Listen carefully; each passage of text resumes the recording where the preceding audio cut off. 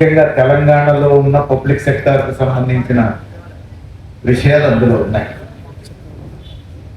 అట్లనే జాతీయ స్థాయిలో వస్తున్నటువంటి మార్పులు, లేటెస్ట్ విషయాలు కూడా అనేకం కామ్రేడ్ కరీం మన ముందుంచారు.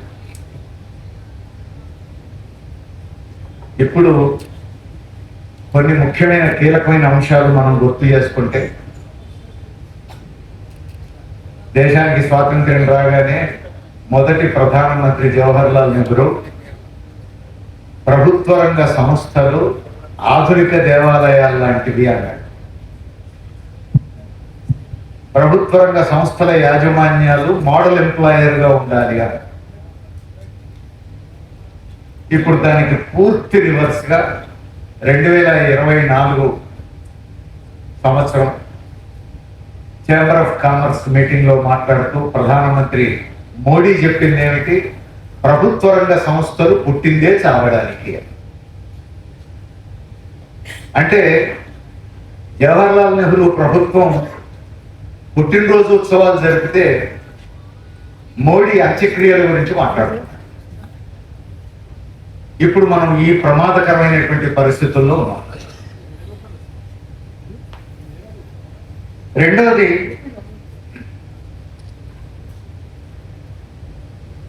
ఈ కాలంలో వచ్చిన పరిణామాలన్నీ కరీం గారు చాలా వివరంగా చెప్పారు.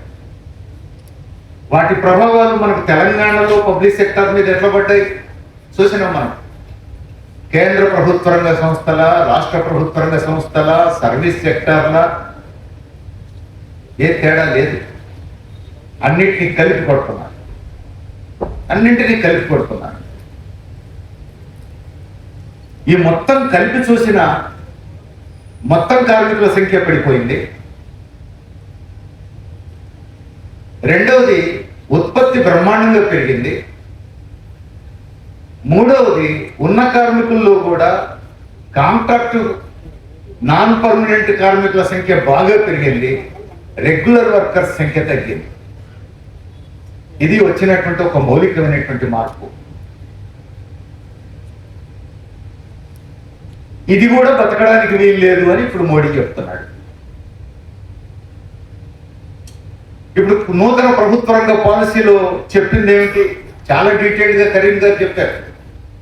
ఇప్పుడు మన సమస్య ఏమిటంటే, మన బొగ్గు రంగంలో సింగరేణిలో సొంతింటి కళ గురించి మనోళ్ళు ఆందోళన చేస్తున్నారు. ఎందుకు అని అంటే, సింగరేణిలో కావాల్సినంత భూమి ఉంది, కూలిపోవడానికి సిద్ధంగా ఉన్న క్వార్టర్లు ఉన్నాయి, ఉత్పత్తి బ్రహ్మాండంగా పెరిగింది, మాకు ల్యాండ్ ఇస్తే మేమే ఇల్లు కట్టుకుంటాం అంటున్నారు. ఇప్పుడు దాని మీద మోడీ కన్ను పడ్డది. సమస్య అది.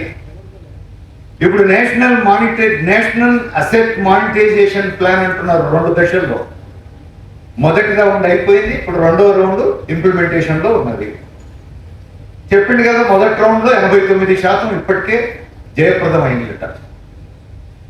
ఈ ఇంగ్లీష్ లో బాగానే ఉంది, నేషనల్ అసెట్ మానిటైజేషన్ ప్లాన్.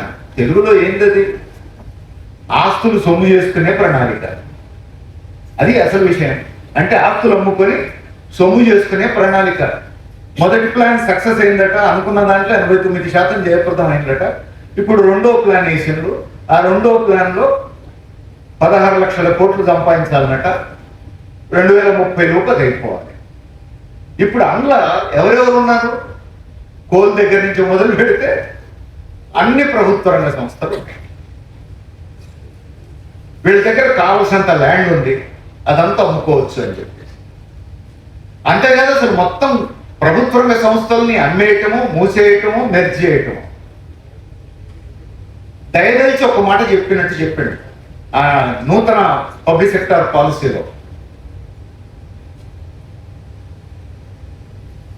అత్యంత కీలకమైనటువంటి కొన్ని రంగాల్లో నామమాత్రంగా ఉంటే సరిపోతుంది. కోలు, విద్యుత్తు, డిఫెన్సు, టెలికమ్యూనికేషన్స్, ట్రాన్స్పోర్టు, ఇట్లాంటి వాటిల్లో నామమాత్రంగా ఉంటే సరిపోతుంది. ఇక మిగతా అవసరమే లేదు అని చెప్పేసి అంటున్నాడు. మా పేర్లు చెప్పట్లేరు అని మీలో చాలా మంది అనుకుంటారు. మీరెవరు అవసరం లేదని మోడీ చెప్తున్నాడు. సమస్యది మీరెవరు అవసరం లేదని మోడీ చెప్తున్నాడు. అది రాష్ట్ర ప్రభుత్వ కార్పొరేషనా, కేంద్ర ప్రభుత్వ కార్పొరేషనా, సర్వీస్ సెక్టరా, ప్రొడక్షన్ సెక్టర్ అనే దాంతో సంబంధం లేదు. ఇవేవి అవసరం లేదు అని క్లియర్గా రాతపూర్వకంగానే ఆర్డర్ బై ఆర్డర్. ఇది 2021లో చెప్పిండు. 2021 ఫిబ్రవరి 4వ తేదీన చెప్పిండు మోడీ. ఆదేశాలు ఇచ్చిండు. ఇస్తే 2026 ఫిబ్రవరి 14వ తేదీన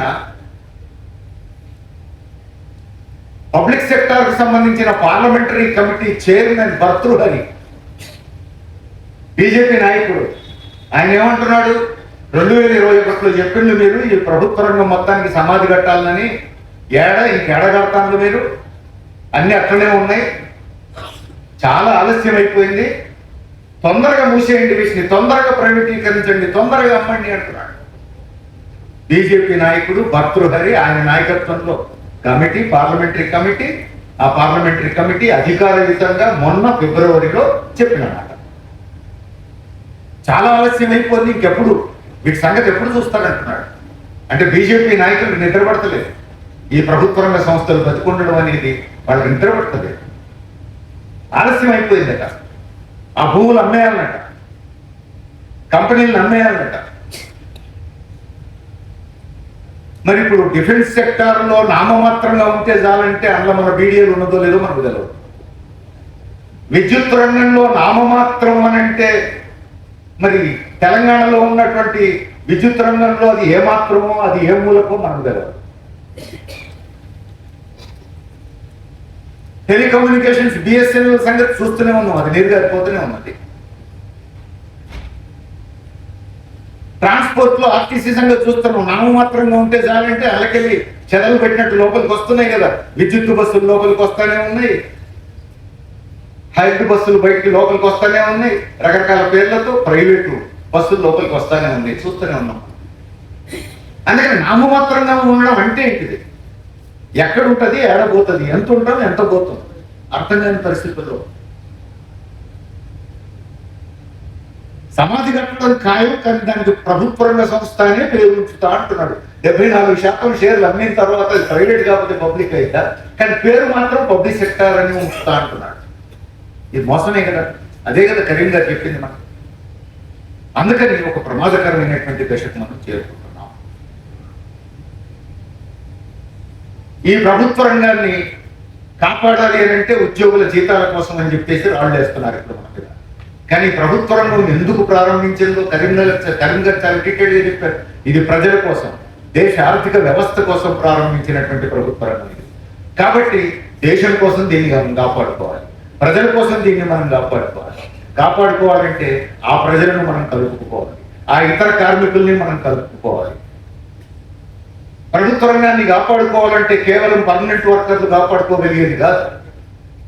పర్మనెంట్ వర్కర్స్ లో ఉన్నటువంటి యూనియన్స్ ఇప్పుడు ఎంత బలహీనమైపోయినాయో తెలంగాణలో మనం చూస్తున్నాం.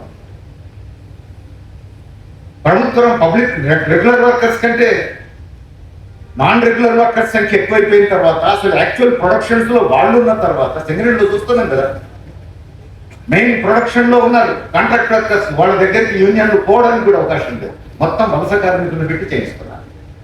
కాబట్టి అసలు కాంట్రాక్ట్ వర్కర్లను కదలకుండా, వాళ్ళు ఉద్యమంలోకి రాకుండా నువ్వు పబ్లిక్ సెక్టర్ని కాపాడగలవా, ఆర్థిక వ్యవస్థను కాపాడగలవా? అందుకని మన ముందు అనేక కర్తవ్యాలు ఉన్నాయి. రెండోది, మొత్తం మన సంఖ్య కుదించుకుపోతా ఉంటే మన పక్కన ఉన్న ఇతర కార్మికులకు మనం సాయం చేయకుండా, వాళ్ళని కూడా ఆర్గనైజ్ చేయకుండా, వాళ్ళని కూడా మనతో పాటు తీసుకుపోకుండా మనల్ని మనం కాపాడుకోగలమా? ఇప్పుడు పబ్లిక్ సెక్టార్ ఆలోచించుకోవాల్సిన అవసరం. ఈ ప్రైవేట్ సెక్టార్తో నాకేం పని, ఈ అసంఘటిత రంగంతో నాకేం పని అనుకుంటే ఒంటరైపోవటమే కదా. ఒంటరైపోయిన తర్వాత మనల్ని మనం కాపాడుకోగలుగుతామా? అందుకని ప్రభుత్వ రంగం బాధ్యత ఇప్పుడు మిగతా మన చుట్టూ ఉన్న మిగతా కార్మికులు కూడా ఆర్గనైజ్ అయ్యేటట్టు చూడాల్సిన బాధ్యత. పబ్లిక్ సెక్టర్ లో కూడా contract workers, non regular workers organise అయ్యేటట్టు చూడాల్సిన బాధ్యత ఇప్పుడు మన మీద ఉంది.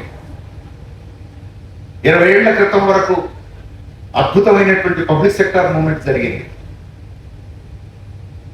దేశవ్యాప్తంగా జరిగింది, ఉమ్మడి ఆంధ్రప్రదేశ్లోనూ జరిగింది. రకరకాల కారణాలతో ఆ తర్వాత అది బలహీనపడుతూ వచ్చింది. ఆ బలహీనపడుతూ వచ్చినటువంటి ఫలితం ఈ రోజు మనం చూస్తున్నాం. ఆ రోజు ప్రభుత్వ రంగ ఉద్యమంలో చారిత్రాత్మక పాత్ర పోషించిన హెచ్ఎంటీ నుంచి ఇప్పుడు రిప్రజెంటేషన్ కూడా లేదు. ఆ తర్వాత ఉద్యమాన్ని కొనసాగించినటువంటి ఈసీఐఎల్ నుంచి ఇక్కడ రిప్రజెంటేషన్ కూడా లేదు. కారణం ఏంటి? ఉద్యమంలో వచ్చినటువంటి మార్పులు. ఇవన్నీ మనం గుర్తుపెట్టుకోవాలి. అందుకని ఇప్పుడు మళ్ళీ మనం కళ్ళు తెరవకపోతే, కదలకపోతే, ఆ ఉద్యమాన్ని పునరుద్ధరించకపోతే మరింత ప్రమాదకరమైనటువంటి స్థితిలోకి మనం పోతాము. ఇది మనం గుర్తుపెట్టుకోవాల్సినటువంటి ముఖ్యమైనటువంటి అంశం. అందుకోసమే ఈరోజు ఈ సదస్సు మనం పిలుపునివ్వడం జరిగింది. ఇప్పటికే అనేక కంపెనీల్లో లోకల్గా ఆ కంపెనీల్లో ఉన్న సమస్యల మీద మనం కార్మికుల దృష్టికి కరపత్రాల ద్వారా చెప్పే ప్రయత్నం చేసినాం.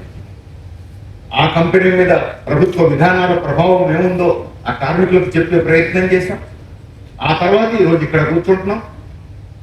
పెద్దపల్లి జిల్లాలో జిల్లా సదస్సు ఒకటి జరిగింది నిన్నగాక మొన్ననే. ఇప్పుడు మనం రాష్ట్ర సదస్సులో కూర్చున్నాం. ఇక్కడి నుంచి మనం ఏం ఆలోచించాలి? ఒకటి, ఈ అన్ని ప్రభుత్వ రంగ సంస్థల్లో రానున్న రోజుల్లో పర్మనెంట్ కార్మికుల్లోనూ కాంట్రాక్ట్ కార్మికుల్లోనూ యూనియన్లు మరింత బలోపేతం చేసే ప్రయత్నం చేయాలి. కాంట్రాక్ట్ కార్మికులు, పర్మనెంట్ కార్మికులు, ఆడోళ్ళు మగోళ్ళు అనే తేడా లేకుండా ఐక్యంగా ఉద్యమానికి సిద్ధం కావాల్సిన అవసరం ఉంది. మనం ఈ కృషి చేయటం ద్వారా రానున్న రోజుల్లో మరొకసారి 20 ఏళ్ల క్రితం ఏ విధంగానైతే అన్ని ట్రేడ్ యూనియన్లు ఒకే మాట ఒకే బాటగా వేదిక మీదకి వచ్చి ఐక్య ఉద్యమాలు చేసినాయో, ఇప్పుడు మళ్ళీ అలాంటి ఉద్యమానికి మనం శ్రీకారం చుట్టాల్సిన అవసరం ఉంది. ఈ సదస్సు నుంచి చేయబోయేటువంటి పని అందుకు తోడ్పడాల్సిన అవసరం ఉంది. ఆ బాధ్యతను మనం నిర్వహించడం కోసమే ఈ పని చేస్తున్నాం మనం. మరి దీని కొనసాగింపు ఏంటి? దీని కొనసాగింపు ఇందులో రాయలేదు.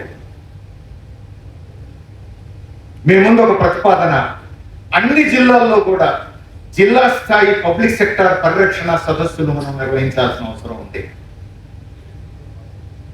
పబ్లిక్ సెక్టార్ లేని జిల్లా లేదు.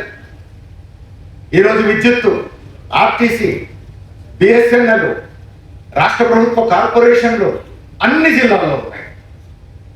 33 జిల్లాల్లో కూడా ఉన్నాయి. వీటికి తోడు 7-8 జిల్లాల్లో కోల్ ఉంది. అందుకని పబ్లిక్ సెక్టార్ లేని జిల్లా లేదు. అందుకని అన్ని జిల్లాల్లో జిల్లా పబ్లిక్ సెక్టార్ పరిరక్షణ సదస్సులు మనం నిర్వహించాలి. కీలకమైన అంశం గుర్తుపెట్టుకోవాల్సింది, అన్ని సంస్థల నుంచి రిప్రజెంటేషన్ వచ్చేటట్టు చూసుకోవటం. పర్మనెంట్, కాంట్రాక్టు, నాన్ రెగ్యులర్ అనే తేడాలు లేకుండా అందరూ ఉండేటట్టు చూసుకోవటం. ఇది ఒక పెద్ద ప్రయత్నం మనం చేయాల్సిన అవసరం ఉంది. ఇక్కడి నుంచి ఈ సదస్సు నుంచి మనం ఈ కృషి చేయడానికి తీర్మానించుకోవాల్సినటువంటి అవసరం కూడా ఉంది. ఇది మీ ముందు పెట్టుకున్నటువంటి నిర్దిష్టమైనటువంటి ప్రతిపాదన. ఇవన్నీ కూడా మీరు సాయంత్రం లోపు ఆలోచించండి, చర్చించండి, మీ అభిప్రాయాలు కూడా చెప్పండి. మనందరం ఓన్ చేసుకుంటే ఈ సదస్సు ద్వారా ఈ పనులు మనం చేద్దామని చెప్పేసి దృఢమైనటువంటి నిర్ణయానికి వస్తే రానున్న కాలంలో మరొకసారి ప్రభుత్వ రంగ కార్మికుల, ఉద్యోగుల ఉద్యమాన్ని పునరుద్ధరించడంలో ఈ సదస్సు ఒక టర్నింగ్ పాయింట్ గా పనిచేస్తుంది, ఒక మూలమలుపుగా పనిచేస్తుంది. ఖచ్చితంగా రానున్న కాలంలో ఉద్యమం బలోపేతం కావడానికి అవకాశాలు ఉంటాయి. ఎందుకంటే విద్యుత్ రంగంలో విడిగా మనం యాక్టివిటీ చేస్తుంటాం, ఆర్టీసీలో విడిగా చేస్తుంటాం, కోల్లో విడిగా చేస్తుంటాం. ఈ కేంద్ర ప్రభుత్వ రంగ సంస్థల్లో బిహెచ్ఎల్ కానీ, బిహెచ్ఎల్ ఆర్ఎండి కానీ, లేకపోతే ఈసీఐఎల్ కానీ, హెచ్ఎంటీ కానీ, హెచ్ఏఎల్ కానీ, బీడీఎల్ కానీ, మిధాని కానీ, ఇట్లాంటి అనేక సంస్థల్లో మనం లోకల్ గా కూడా యాక్టివిటీస్ మనం పెంచుతూ పోవాల్సి ఉంటుంది. ఇప్పుడు విడివిడిగా ఆయా సంస్థల్లో చేసే పనులు, అన్నిటిని కలిపి చేసే పనులు, వీటి ద్వారా రానున్న రోజుల్లో ఉద్యమం మరింత ముందుకు పోవడానికి అవకాశం ఉంది. ఆ వైపు ఆలోచించడానికి, అందుకు శ్రీకారం చుట్టడానికి వీలుగానే ఈ సదస్సు తోడ్పడుతుందని చెప్పేసి ఆశిస్తున్నాం. ఆ లక్ష్యంతోనే ఈ సదస్సు పెట్టడం జరిగింది. ఈ సదస్సులో ఈ తీర్మానం మేము ముందు ఉంచుతున్నాను. మీరు లోతుగా చర్చల్లో పాల్గొని వీటిని ఓన్ చేసుకుని ఎస్ మనం ఈ పద్ధతుల్లో చేద్దామని కనుక అంగీకరిస్తే సాయంత్రం లోపు ఇందుకు అనుగుణంగా మనం రాష్ట్రంలో ఐక్య ఉద్యమాన్ని మరింత ముందుకు తీసుకుపోయేటువంటి ప్రయత్నం చేయొచ్చు అని చెప్పి మీ ముందు ఈ తీర్మానాన్ని ప్రవేశపెడుతూ సెలవు.